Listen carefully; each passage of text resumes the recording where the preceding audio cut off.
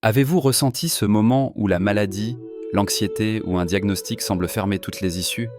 Peut-être que la peur ou la douleur veut t'isoler et éteindre ton espérance. Sache aujourd'hui, la promesse de guérison de Dieu n'a pas changé. Elle est pour toi, ici et maintenant. La Bible déclare: Le sang de Jésus, son Fils, nous purifie de tout péché.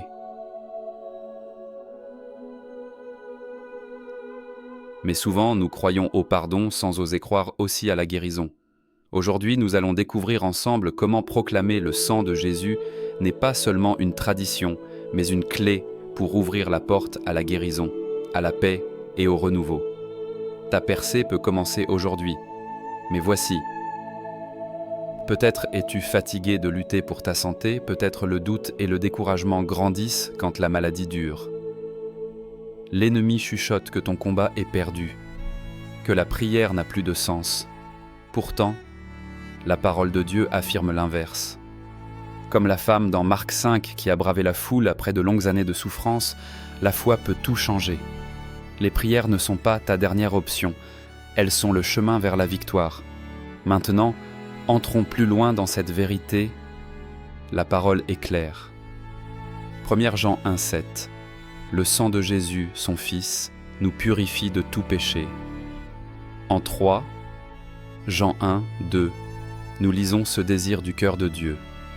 Bien-aimé, je souhaite que tu prospères à tous égards et sois en bonne santé, comme prospère l'état de ton âme.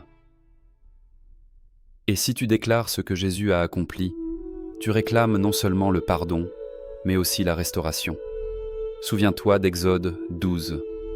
Le sang de l'agneau a protégé les familles de la destruction, tout comme le sang de Jésus protège et guérit encore aujourd'hui.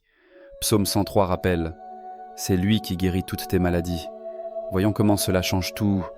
Maintenant, comment vivre cette promesse? Note chaque domaine de ta vie où tu as besoin de guérison.